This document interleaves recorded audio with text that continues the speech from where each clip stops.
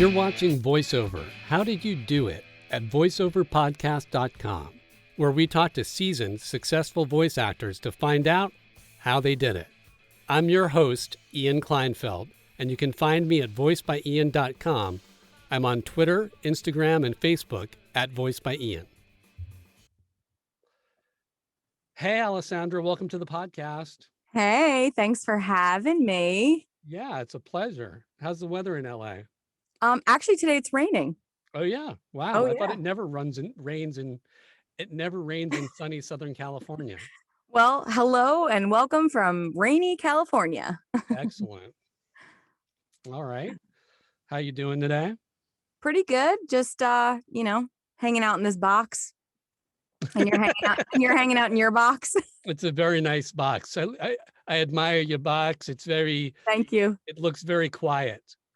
I don't know why, but the way your accent went, it sounded like we were going down like Jerky Boys territory. I felt a little Bernie Sanders. Like Saul with his box. Did you ever listen? Oh my God, yeah. Oy. Make me a box. I'm gonna be in the box. You're gonna close the box around me. I can't say what he says next because I want to keep this. Yeah, it doesn't need appropriate. to be G-rated, but maybe NC-17. Okay, I'm done. Okay. No more Jerky Boys. Anyway, well, let's start with you and your website and what you're doing now. What's your website? All right. My website is very simple. It's alessandralevy.com, but it's one L, two S's. So ALESSANDRALEVY.com. And that's the traditional spelling of .com? Oh, yeah. Okay. Yeah. Yeah, definitely. Yeah. And what am I working on now? Well, besides being a full-time voice actor, I am also a session musician. I'm a vocalist. I've been on 13 or more studio albums at this point. Wow. I'm also a bass player. I play a little bit of piano and guitar. So besides being a full-time voice actor, I'm a musician. And I also enjoy being a character actor. I have a lot of improv background and I have wigs over there. And, I create characters, which obviously helps in voice acting because those characters on screen can then turn into to characters on the mic. Nice. So full-time voice actor, musician, just general creative person.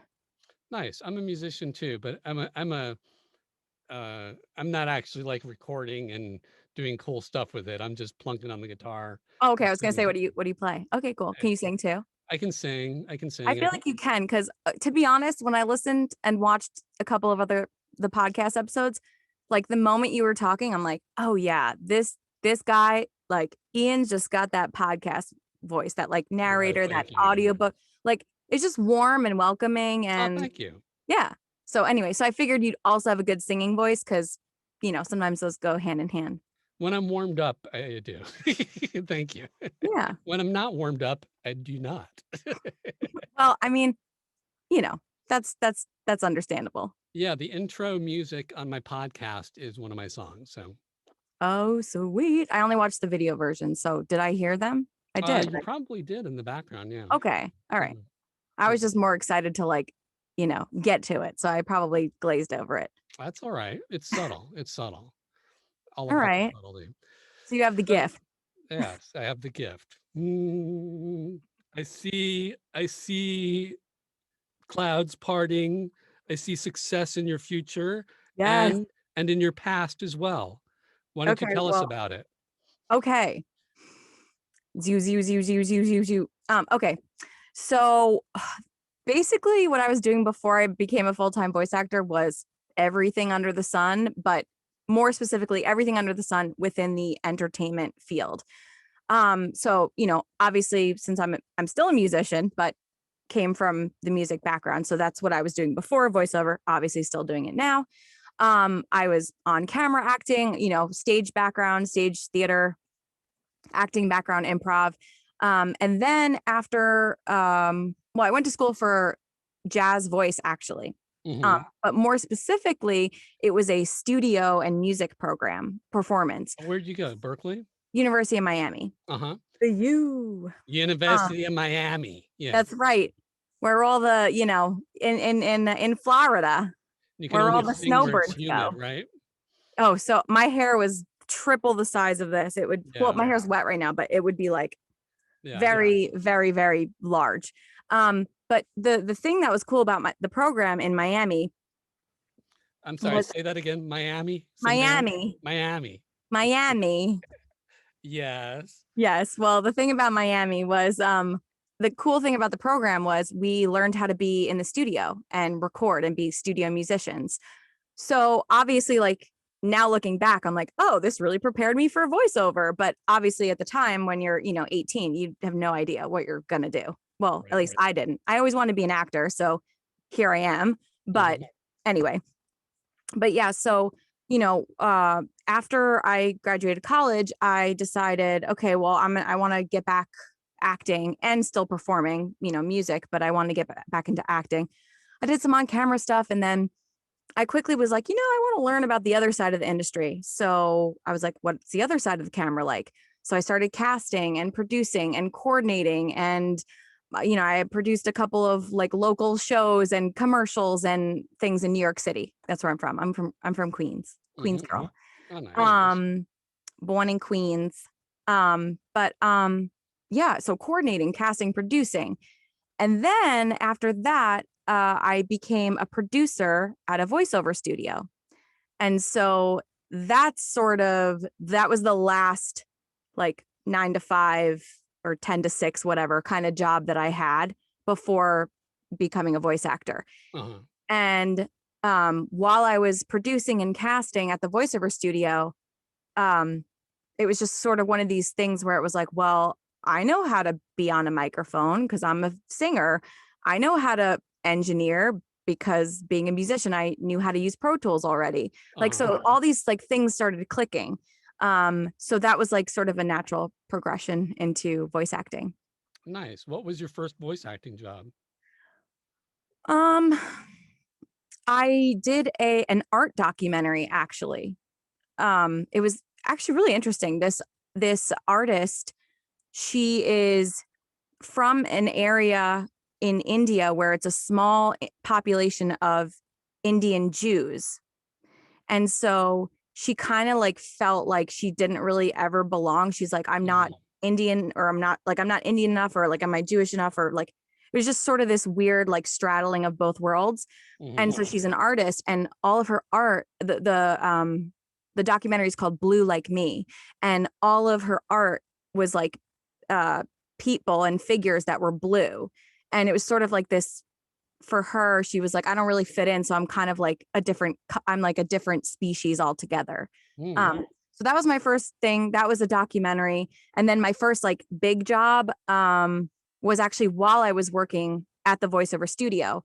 The head producer was like, hey, I'm going to put you up for this Google thing. I'm like, all right. I mean, I had an acting background, so it's not like I was just a producer and didn't know how to act. And he's like, I'm going to put you up for this thing. I think he thought like, okay, you're an actor. Like, you sound like you'd be good for this. And it was this like wry, dry, kind of snarky, which is just me anyway. So I ended up booking it, and it was Google Opinion Rewards, and it was this spot called Blind Date. Anyway, it was just like the tagline, but that was like my first like big thing. I was like, ooh, I did a thing for Google. So that was like the first big thing, I guess. Nice. Yeah. And how did you book your first documentary? I'm trying to think how I found him. It might have just been, I don't know. It wasn't a pay to play. It could have been like Craigslist or something. I really can't remember. It was before like I had done any voiceover training. So it was sort of like before I officially think I like became a voice actor, if that makes sense. First official one. Yeah, the first official one was I mean, yeah, like as far as like going through the studio and going through that route, like an agency and the producers and all that kind of stuff. That was the first one. And that was while I was still working as a full-time producer. So it kind of like gave me a little bit of a bug, because I went in there and, was in there with the clients in the studio where I worked. I literally like walked from my desk to the booth, went in, and it was a quick session. And then I realized I'm like, I just made more in like 20 minutes than I would in like a week at my job. Mm-hmm. And I was just like, this is interesting. I could do more of this.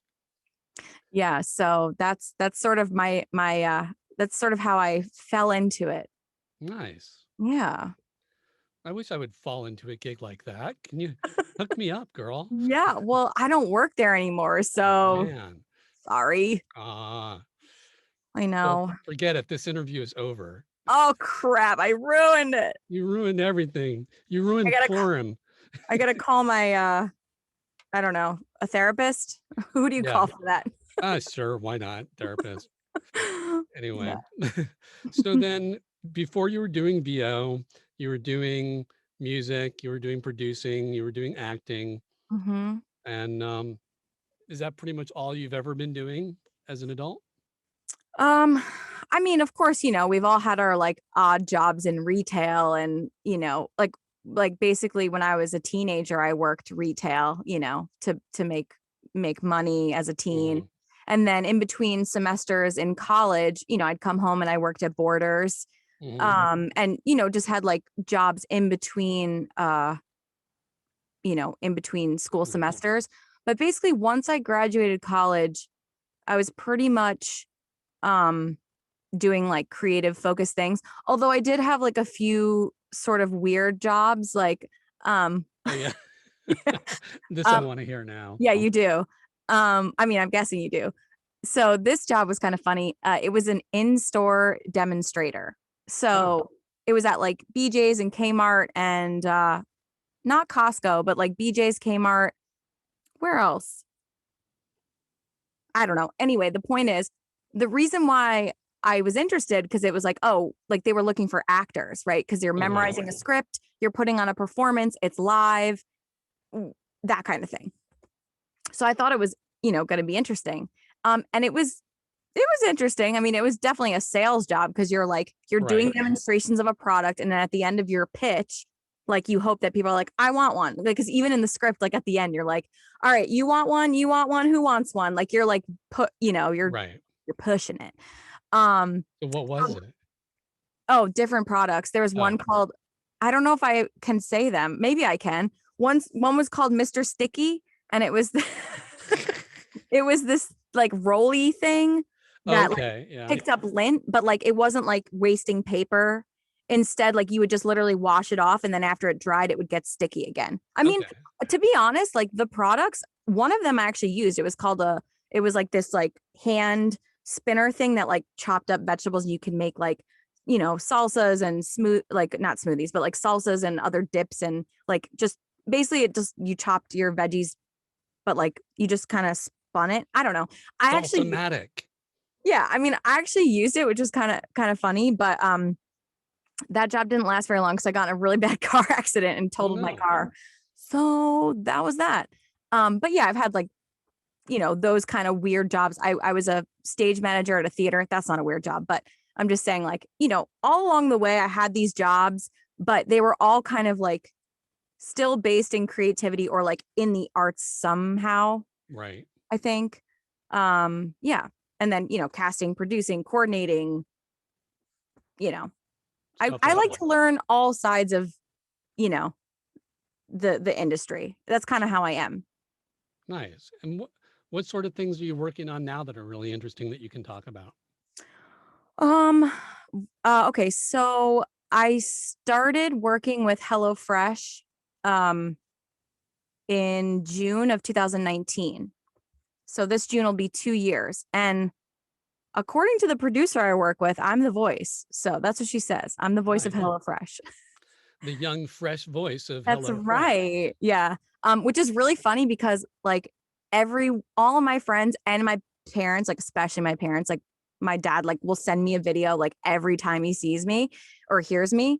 But I've been doing this almost for 2 years with them, and I've still yet to see it in the wild. I mean, of course, when I go on like iSpot TV, I can see them, but it's not the same. Like I want to be just like chilling on the couch and and then all of a sudden like the thing comes on. I'm like, oh my God, that's me. Like I haven't had that yet. Well, at least everyone else is seeing it. So Yeah. what does Hello Fresh Girl sound like? It's like go to HelloFresh.com and use code TV12 for 12 free meals, like stuff like that. It's friendly girl. Just like, friendly. Yeah. All right. It's me, but a little more chipper and, doesn't have like the sarcasm and the wryness and Hey, sass. go to Hello Fresh for 12% off. Right. What do you got to And lose? also, Huh? right. Botulism? I don't think so. And I also have to be careful because there's certain words, especially when I speak fast. Like I'm really aware of my accent when I do my spots, because sometimes they'll be like enter code blah blah blah / and naturally I say slash, Right. because that's like the New York in me. Slash. But I have to be very Slash. cautious and say slash instead When of like I was slash. 12 years old and had moved from Hawaii to California, but I'd lived in New York until I was like 8 or 9. Yeah. I remember my friend Gary, Gary, Gary, Gary. my friend Gary. Yeah. I would say about Gary. his name. And I remember being like, Gary. I'm like, what the fuck is Gary? Oh, we can curse. Okay. Oh, we can curse. Yeah, it's fine. Okay. I'm like a sailor. I'm like a fucking sailor. It's fine. All right. Sorry, we got Warning to everybody sidetracked. listening, we're gonna start fucking cursing now. So, Fuck this, I'm leaving. I gotta go. No, just kidding. But besides HelloFresh, let's see. Over Christmas, I had a couple holiday things with Zulily and Cinnabon, and currently, I think Corona beer, not the virus, Corona beer. I have voice for coronavirus. What would your ad for coronavirus be? Oh God, I don't even know. I don't think I want to go there. Hi, I'm coronavirus. Right, exactly. I'm going to infect you. I'm trying to think what else. I don't know. Other stuff. Can you make the infection more conversational? Oh, I could try. Well, I'm sorry, but I gotta get you sick. You know how it is. You know. But yeah, we can get so wrong with that. Yeah, coronavirus is serious. My parents both had it. I'm not playing it off, I promise. Yes. We're just having a little fun. Yeah. But yeah, so Corona beer, and I just booked something yesterday. Can't talk about it, but maybe in the after you can write it in my bio as one of the things that I'm doing. Nice. Are you the voice of I don't know. I was gonna try to come up with something really horrible, but I can't come up. You're the voice of botulism. I can't talk about it right now, but as soon as 7 people get stomach, problems, I can talk about it. It's like you play like salmonella. You're like, I'm in your eggs and your chicken. Took me all the way. Don't wash your hands. Just eat. See what happens. Just eat. Then see what happens. Exactly. Oh my gosh. Okay, I'm gonna be serious now. No, I don't know how to be serious. Why do that? So, what do you feel like your success in VO has been due to? So you've been successful. Why? Why have you been successful, Alessandra? Oh, God. Well, let's see.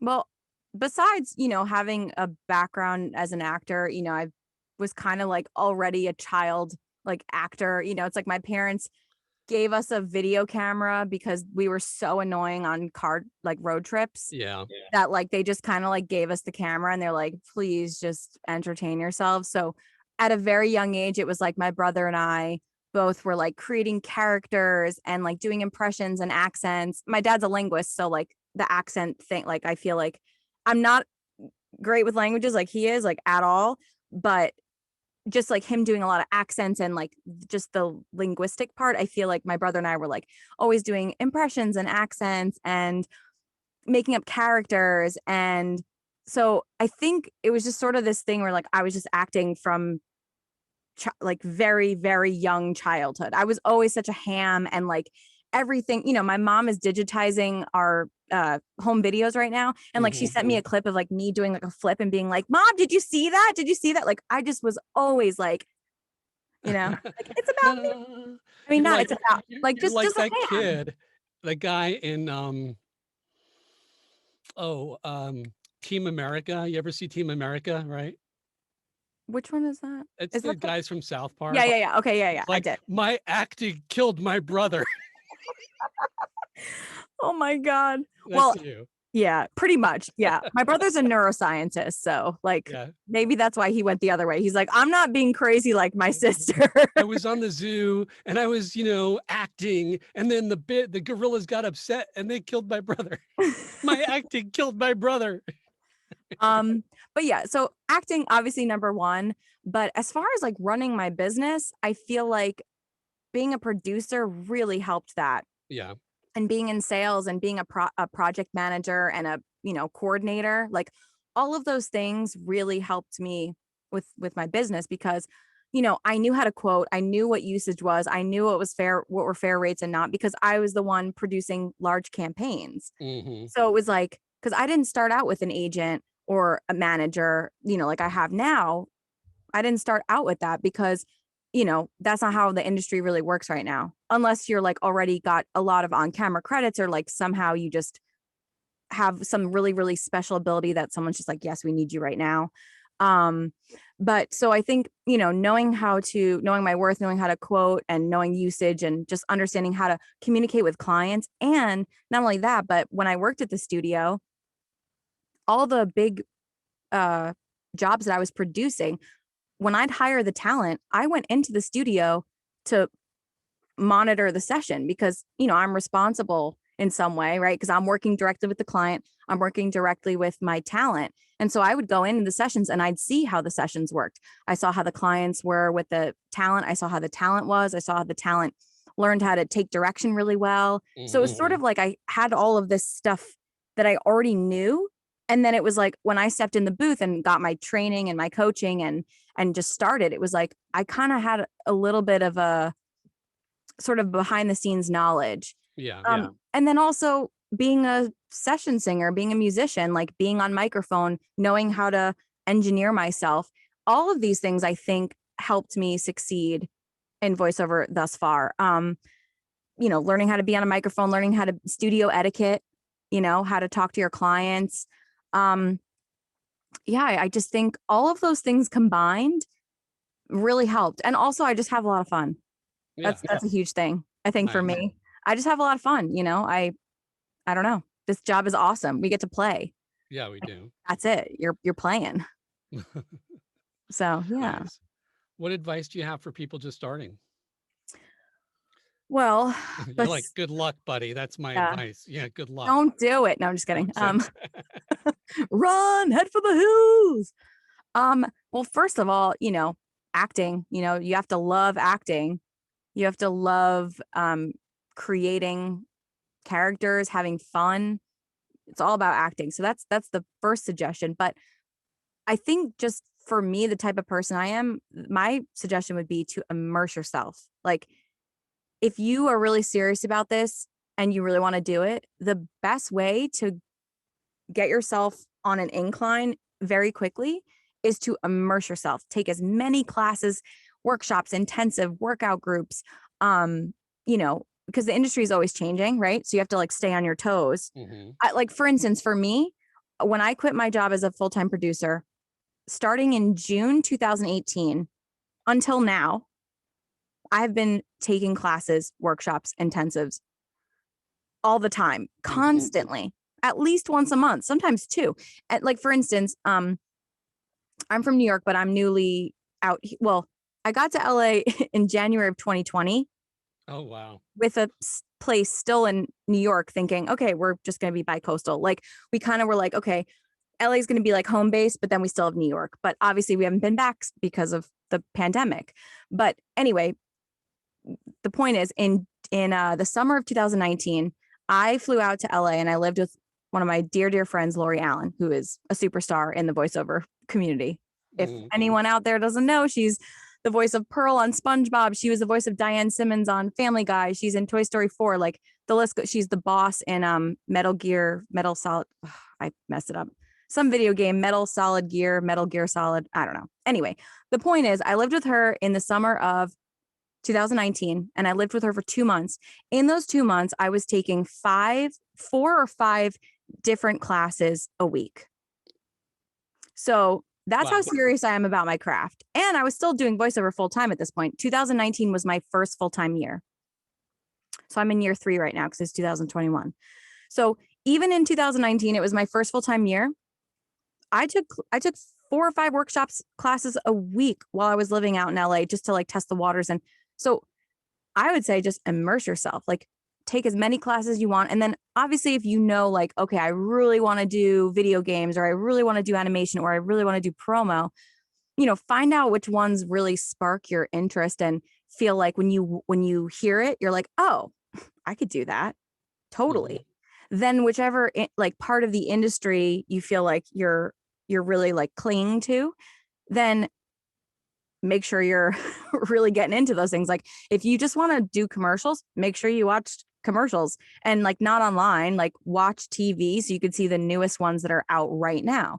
If you want to get an animation, watch animated shows and movies. Like go get yourself a Disney Plus membership and watch all the movies. You know, if you want to be an audiobook narrator, listen to a bunch of audiobooks. So I think the best advice is like just fully immerse yourself, fully jump in with 2 feet and just like surround yourself with the world of voiceover. Nice. That's great. Yeah. Water break. Okay, well, do you want to read some copy? Oh gosh. Okay. For some reason, I want to ask if you want to build a snowman because we were talking about Disney. Do you want to build a snowman? And then what was I watching? I was watching something last night. Oh, it was Deadpool. And they were talking about how, do you want to build a snowman is the same as like, Papa, can you hear me? Right? It's like Barbara Streisand. Papa, can you hear me? Do you want to build a snowman, Papa? You know. I like that. Yeah. Anyway, but it was Deadpool, so it was, you know, sick and wrong and hilarious. Right. Anyway, all right. So pull up the copy and let's hear your thinking about it too. Wait, what? You want me to talk about it right now? Well, if you look at it and you're okay. Oh, I thought we were just going right into the cold read. I'm like, oh God. I know. But whatever it is you do when you look at copy. Well, I feel like when I look at copy, I feel like I just kind of go. I usually read it once really, really quickly just to like get through it so I don't have stumbles. And then after that first time to get like the fumbles and kinks out, then I just do it like a second time. And to be honest, usually I send in the first or second take. I don't spend a lot of time on auditions. I don't know. I just don't. I feel like, yeah, I don't know. Well, watch. Now I'm going to face plant when I read this, but I would laugh so hard. Fail. All right, here we go. Let's just try. I'm not even going to look at it. Let's just see what happens. Lyft is a lot more than just a car ride. Yeah, you heard me right. Shared rides, bikes, scooters, fancy cars, public transit, and more. And they're all available with your Lyft app. We're always happy to pick you up, but we can get you there more ways than you thought. Download the Lyft app today and get going. Nice. That was great. You know, a little conversational. Yeah, a little singing in there. Well, that's because I effed up. That's okay. Nice. Do you do animation too? Do you do games? Do you do other stuff? Yeah. Yeah. Yeah, I actually have this is kind of a funny story. I hope I can interject with this story. Yeah, please interject all you want. Okay, sweet.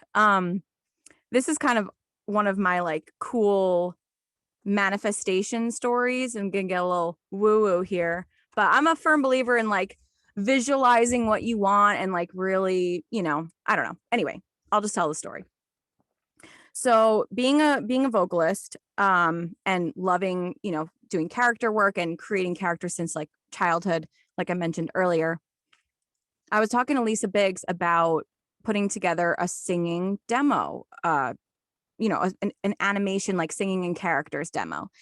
And she was like, she gave me some good ideas. And I kind of was like, you know what I want to do? What would be great is if I could sing Bohemian Rhapsody in like, just take a portion of it and sing in like 8 or, 7 or 10 different characters, and then make a video. And instead of it being, I mean, it could be an audio an audio demo, but I was like, it would be cool if it could be like a video, and it could be like animated and all these characters. So my husband, who's also a musician, he's a composer, producer. We met in music school. Nerdy. My wife went to music camp. Yeah. Yes. So we went into the studio actually, and we re-recorded basically from the breakdown where it's like, I see a little silhouette, right from like there until almost the end. And we recorded, I played bass on it. My husband played piano and he played guitar. And then our buddy Dylan played drums. And because we didn't want to run into like any copyright, like, hey, if I put it on YouTube, they'd be like, you're using the exact stems of Queen's Bohemian Rhapsody. So we're like, let's just record it ourselves. So we recorded that, and I sang in like 8 or 10 different characters. I don't remember. And then my husband animated the video for me. And that's convenient. Yeah. And then I basically just started sending it to like agents that I knew. Like, I didn't cold send it to people really. I sent it to people like I knew, fellow producers, and just, I don't know, people I'd taken classes with, other coaches and people I'd taken classes with, casting directors, etc. And then the weirdest thing happened. It was right after Rami Malek won the Oscar for Bohemian Rhapsody. I was leaving my choir rehearsal in the village. And the village is the city. It is in the city, if anyone doesn't know, the West Village. Or it wasn't the West Village, but it's the village. It's really, really sad. Sad in like a pitiful kind of way. Is we actually have a West Village and a Central Park here in Durham. Interesting. I know. It's like and there's also a World Trade Center. We're just like, every time I'm like, come on, guys. West Village is like a condo area. They converted tobacco places. And then Central Park is just a park. But it's just like, seriously? You're like, you couldn't come up with other names? Little desperate. So I'm leaving the village. I'm leaving my rehearsal. I'm about to get on the subway to go home. It's like a really cold day in March. And it was right after you won the Oscar. And this is like 2 days after I put this video out, right? I put it out to the world. I put my Bohemian Rhapsody singing in really crazy characters. I put it out to the world. 2 days later, I see Rami Malek and his girlfriend, Lucy, the one who played Mary, I think, or whoever his wife was in the movie. And I see them. They walk right past me. And I'm just like, okay, this is like beyond coincidence, right? I just put this thing out. He just won the Oscar for Bohemian Rhapsody. Everyone is singing Bohemian Rhapsody right now because the movie just came out. Like, I gotta just go say something.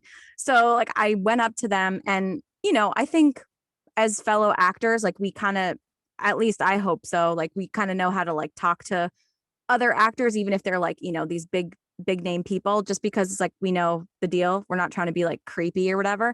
And I was like, hey, hey, congratulations on the Oscar. Like, it was an amazing show and an amazing movie, and, congrats.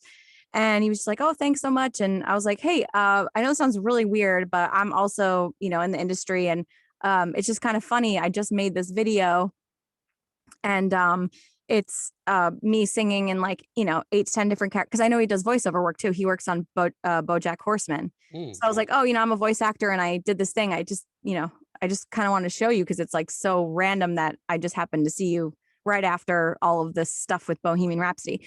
And so in the cold on a Sunday night, I'm in the middle, and the two of them are huddled around me. They have their arms around me, and they're watching my video, and they're laughing, and they're like loving it. Nice. And they were like, oh, this is so funny. And it was like my moment to be like, help me go viral, like in my head, And I was just like, hey, if I like tagged you in this on Twitter, would you, would you like retweet it or share it or whatever? And he was like, I'm not really a social media person. I'm like, it's cool. I just figured I'd ask. And then I was like, nice to meet you. Thanks for like indulging me. And he was like, yeah, it was funny. Congrats. And then we just went our separate ways. How funny. You're going to have to email that to me and I'll put it in the bio section. So anyway, that was a really long way to be like, yes, I also do animation. Nice. So you draw, or your husband draws, or both, or? No, it was just like he animated it like on, like we basically used green screen, and then I used a bunch of like AR filters and like other weird like mask things, and then he like animated a video. Oh, okay. But he's not like an animator. It was just like, gonna be like, you guys are way too talented. I'm gonna have you killed. oh, please don't. I have so much to do. Okay. Well, you saved yourself there by telling me he wasn't an actual animator. No, I mean, he video edits. That's how he made me the video, because I was That's like, please make me a video. I'm fine with that part, but the animation. Okay, then that's fine. That would just be a step too far, and you understand. Yeah. It just makes the rest of us look bad. Right. But yeah, I mean, I love animation. I would love to continue. I mean, I've done a few things here and there, but I would love to continue to use not only the characters that I've been, using my whole life to, put into shows and movies, but I think also just the aspect of like me singing in character is just kind of hilarious, and I love singing in character. Yeah. And so for me, you're to sing in character than off character. Well, I think that's because you have a musical ear. I don't think everyone feels that way. I guess for me, if I have a character who's singing, I'm a little less shy because it's okay. Oh yeah. Right? Well, so I'm taking over this interview now, so I'm going to ask you. Oh, okay. This is my show now. No, all right. Ladies and gentlemen, the interview has just been hijacked. I'm taking over your broadcast. Like, what would be like what character do you sing in? Like, what kind of character do you sing in? I want to hear. Oh, I was doing a thing for my demo, and I was doing one of my songs, and I did it in character, and I was just like, it was funny. Now that I'm on the spot, of course, I can't do it. My vocal cords are all shriveling up. It's all my fault. I take full responsibility. Okay. It's because I told you it was my show now. I took just like a high voice, kind of like, singing whatever, Yeah. Yeah. I'm going to do it. I'm going to totally screw up. So I'm not going to do it. Oh, you could edit it out if you don't like it. Yeah, it's true. Okay. So he's like, I'm going back to where I belong. I can't do it. To the island of misfit toys. Yeah, I'm going back. I'm done. I'm leaving. Bye-bye. Oh, that's cute. Yeah. I like it. There you go. No, that wasn't too shriveled up. That was all right. Yeah, it was good. Yeah. I mean, you didn't warm up, so it's great. So that'll be on my animation demo, Sweet. Which is one of my songs. So yes. Island of Misfit Toys, because I love it. Because you get it, because you see like I'm a misfit toy. You feel like, can you rock it? Yeah, totally. I love it. I'm all about it. I'm gonna put it in my car and blast it down the freeway. Nice. Yeah. Oh man. So audition suggestions for newbies or not so newbies. All right. Suggestions. Well, I will say this because I was casting first. So I'm going to do it from a casting perspective. Oh, great. I could always tell when voice actors were putting too much effort into the auditions, meaning I could tell that they had rehearsed it too many times already. Like by the time they sent it to me, I was like, this is like take 7. Like I could just kind of tell because it seemed like they had already gotten into this like specific rhythm and melodic way of doing the spot that it didn't really sound natural and conversational anymore, if that makes sense. So, and that's kind of what I alluded to earlier when I did the cold read. Like when I first roll, I don't really read through it first. I mean, don't do what I do because it's not going to work for everyone, right? Like I come from a background of sight singing and reading music on the spot. So for me, it's almost like a performance where I'm like getting dangerously close to that territory again of being way too talented. Okay. I'm sorry. So for me, like I'll just maybe go through it like I'll press record and I'll kind of just read through it really, really quickly. And of course, there's going to be like stumbles and fumbles and I have to pick up and whatever. But for me, it's just to like at least say it out loud once, like get it out of off the paper and out of my mouth. Right. And then and then after that, I'm like, okay, now I get it. And then I usually read it like a second time. And generally I'll send in my second audition. Mm-hmm. Sometimes I feel like my first is actually better because it's like, it's more off the cuff and I'm just reading it for the first time. So it's kind of got that like fresh new energy. Mm-hmm. And I think especially now commercials aren't that polished anymore, right? If commercials were still really, really polished, I would probably do more than 1 or 2 takes. But because, they want you to sound like you're like off the cuff, you're kind of like just thinking of things, like right off the top of your head, right? Mm-hmm. Like that's kind of how spots are right now. It's like you're like, Mm-hmm. and we did the laundry and and the dishes and it's kind of this thing where it's almost like you're just talking to one person. So I think in that case, that's why I only do like 1 or 2 takes. And then I'm usually just like, sometimes the first one, even if there's like a little bit of a, not mistake, but even if there's like a little bit of like a hiccup or like something that doesn't sound like, perfectly polished, sometimes I send it in because I'm like, this is what they're looking for. So why not? But I think just the main thing for newbies is like, once you have the training and you understand where the market is and like what you're doing, don't overthink it because again, from the casting perspective, I could hear when people were overthinking it. It was like, oh, they're in their head or like, oh my God, they read this. I could tell they read this same line the same way melodically and rhythmically for 7 times. And then they sent it to me. Like I could just tell. So that's why for me, now that I'm on this side of the microphone, I realize like I can't overthink it. I can't put in, more than, if it's a short commercial, I don't put more than like 5 or 7 minutes into it. Nice. Just because I'm doing a lot of auditions a day and I have sessions and whatever else, just life stuff. And I also just feel like, again, I don't want to get in my head and then have the casting director on the other side go, okay, I could hear she's like really overthinking it. Mm-hmm. Because at the end of the day, we are voice actors, but I kind of feel like auditioning is our job. Right. Because that's what gets us the job, right? Like the auditions get us the job, but auditioning itself is the job. So I feel like the more we can do it, the better we get at it. And then we can just do 1 to 2 takes and like move on. Mm-hmm. Because the goal, right, is like to just get really good at auditioning. Like you're like, okay, I've learned I've auditioned on all these different kinds of projects, promos and video games and commercials and in-show narration and, all the different kinds of genres. You just want to get so good at auditioning all those types of things that you get to a point where you're like, oh yeah, I know how to do this because I do this every day, all day. And now it's just almost like muscle memory. Like, oh, let me get into like the promo zone. Let me get into the commercial zone. Let me get into the, animation zone. And so I think, so there's like a part of me, I know it sounds weird because I'm like putting so much effort on like saying auditioning is our job, but it's like at the same time, you don't want to overthink it. So like I'm saying, I'm not exactly like confusing you, I hope. No, not at all. You're making sense. Auditioning is a job. Don't try too hard because you'll flub it up.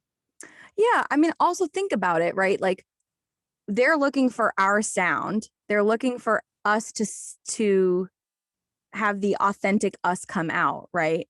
Mm-hmm. So if we're like overly polished or like overly thinking about it, all of a sudden you're kind of losing yourself in the audition, right? Mm-hmm. So of course, like I'm not saying don't take auditions seriously, take them seriously, but get to the point where you're just getting so good at auditioning that you're just able to like bang them out really quickly and you're having fun with them, And I think too, that's the thing why I only do a couple. Because once I start, if I get into something and I start doing like 4, 5, 6 takes, which I never do, but like if for some reason I'm not getting it or I'm just having like an off day or something, all of a sudden it's not fun anymore, right? Right. And we're trying to have fun in the booth. And the casting directors and the producers will hear when we're having fun, Mm-hmm. And so that's why I think also you don't want to keep overthinking it. And like, if you start reading the same thing over and over again, like the fun's not really there anymore. Mm-hmm. And then you're not having fun. And then whoever's hearing it is like, I can tell, good casting directors know what's up. Like their ears are so finely tuned. So yeah, I would just say, get to a place where they become really natural for you, that you don't have to do a lot of takes and you can just move on. You send them in, you forget them, and then, hopefully you book a bunch. Hopefully. So do you sit or stand? I stand. Mhm. Yeah. Always? Yes, I Okay. do. I think it's like the singer brain in me. Mhm. Um, it's like, because you're standing, you're very grounded, you got your feet on the ground. You can take really nice big deep breaths from your diaphragm. I'm just used to singing standing up. I mean, I sing sitting down as well, but generally it's like for some reason when I get into the studio, when I'm singing or voice acting or whatever, it's like I just feel good when I stand. I just feel very like in my body, like you can just really like feel your body when you're just standing and you're grounded. You got 2 feet on the ground. You're just, yeah. So I stand. Very good. Mhm. Any kind of wrap up final words? This was the worst. I hated every minute. No, I'm just kidding. Yeah, well, I was going to say the same thing. So we're on the same page, totally. You're like, I'm never calling her back. Yeah. No, this was awesome. I guess I kind of already said before, like, you could hear me on HelloFresh commercials and Corona beer and some other ones that are coming up. I can't really say yet. But I'm on social media. If that's the kind of thing we're plugging. My Instagram and TikTok is Alessandra Voice. So ALESSANDRA Voice. And Twitter, which I still don't understand how to use, is Alessandra Vox, VOX, because someone already had Alessandra Voice. Let's get her. Well, I tried to like reach out because they hadn't posted in like 10 years. Like it was just like they clearly weren't using it. Yeah. But I don't know. I'm not like verified. I'm not like a famous person. So I can be like, hey, Twitter, like help me out. So I love that voice.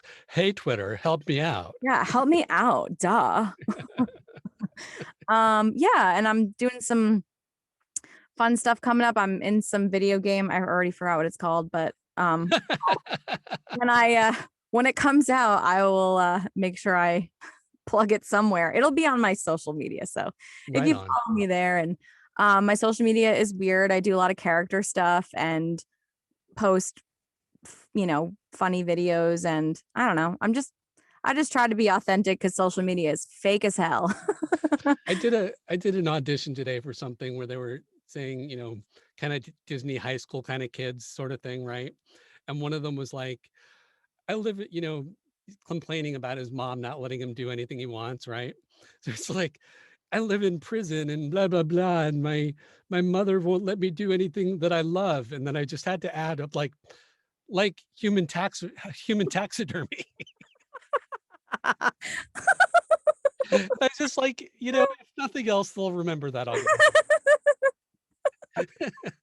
Oh, I need to tell you a story. Speaking of running into famous people, I Yes. made Wallace Shawn really uncomfortable. Oh my God. You know what? The theater that I worked at, Yeah. and then I want to hear the story, but the theater that sorry, I interrupted you. No, I no, just get really no, excited. So no, the no. theater If that you're I not was, interrupting, you're not listening. all right, well, I'm trying, Yeah. but the theater that I was a stage manager at, he was on the board or like one of their highest donors at the Yeah. theater. It was actually the Brishnikov Center for Arts or I saw Arts. Baryshnikov in person when he was Russian. Well, I mean, he still has an accent. I mean, before he came over here. Oh, right. Okay, I see what you're saying. I'm special is what I'm trying to say. But you're very special. I Yeah. already acknowledged that. I Oh, hope so. oh, thank you. Thank you. But yeah, I saw him many, many times for like galas and all sorts of fancy events at BAC, Brishnikov Arts Center. Nice. But anyway, so I want to hear this Wallace Oh, Shawn. so this is it's just like the most awkward nerd kind of moment. So I can occasionally get starstruck, right? Mhm. Usually I'm pretty cool about it, but sometimes I just get starstruck. And so Yeah. I'm in New York at St. Mark's Place, walking around, and I see Wallace Shawn. And of course, I have a total fucking brain freeze. I can't remember his name. I can't remember the name of of Princess Bride. So I'm like, oh, you're that guy from that movie, the bride thing. No. Thank you so much for doing that. That was great. And he's just like, as I'm talking to him, he's just like slowly edging away. And it was just Oh my God. an awkward moment. I wish that Oh, someone had wow. caught it on video because it was so painfully awkward. Like, That sounds like my run-in with Larry David. oh yeah. Well, Just it as sounds like you painful. can't not have a awkward run-in with Larry David, can you?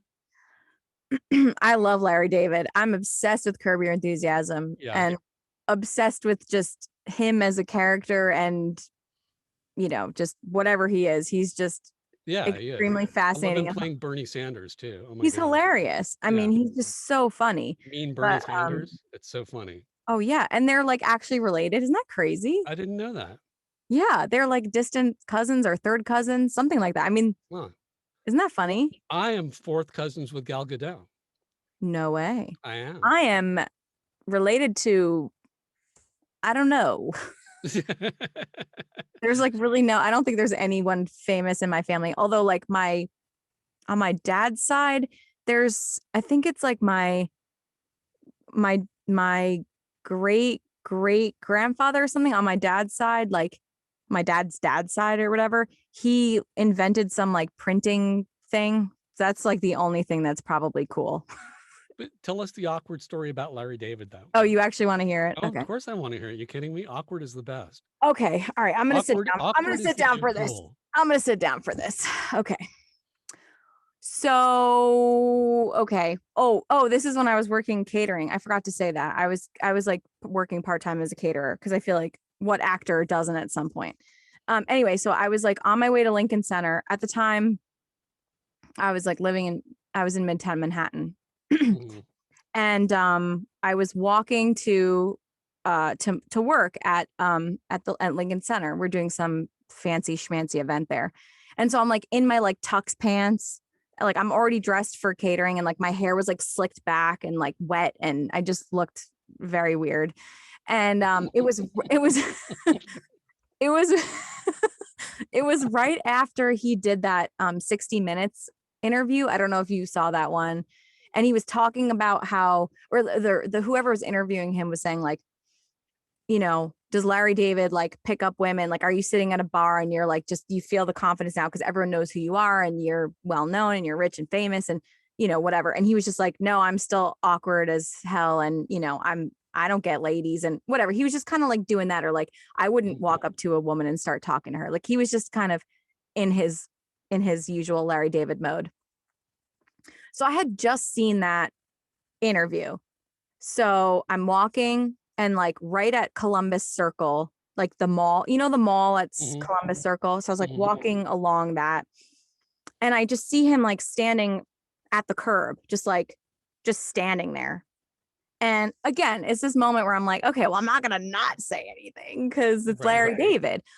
And I was just trying to be like, okay, now I know he's like really awkward. So I'm just going to be like me and just be friendly and ease the, like do a little icebreaker, like ease the awkwardness. Cause I feel like he's going to be awkward and I'm not. Right. And so I went up to him and I was like, hey, hi, Larry.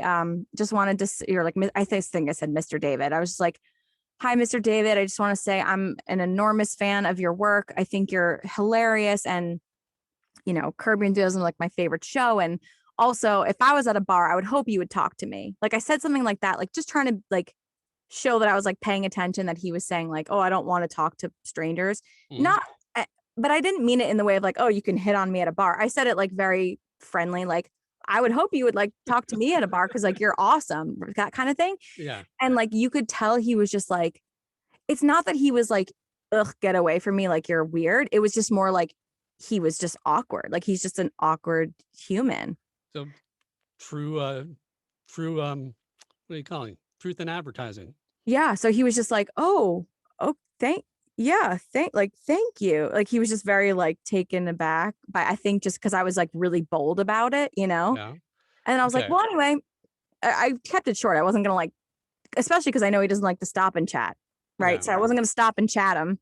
So I was like, anyway, I gotta go to work, but I just didn't want to walk past you without saying like, I'm just a huge fan and you've left such like an impact on my comedic, just like, whatever. Nice. So, and I was like, nice to meet you. have a great day. And he was like, you too. And I walked away and I was just like, oh, I really effed up.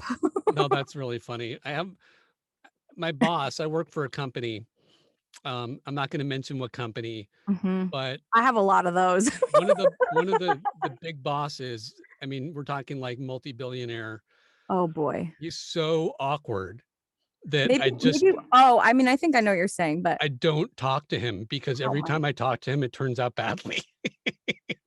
yeah. Well, maybe we will have an off recording chat about that, because I have a feeling I know who you're talking about. Also, I have this really weird ability that when someone starts talking about someone, like I immediately get like a hit of like who it is. Oh I'm my like, God. Okay, offline, we're gonna have to talk about this. But let me tell you, have you ever met The Rock? No, but Because I met The went Rock. to UM. He was a football player at University of Miami. And I met him in person. And let me tell you, he is so much prettier in person. No way. He's a pretty, pretty man. Wow. And so I saw him at a restaurant and I said, dumb, awkward shit, right? He was eating a steak and I was like, oh, excuse me, Mr. Johnson, I don't mean to interrupt you with a knife in your hand, but you didn't think that was funny? He did think it was funny. Oh, okay. But would you mind signing this for my nephew?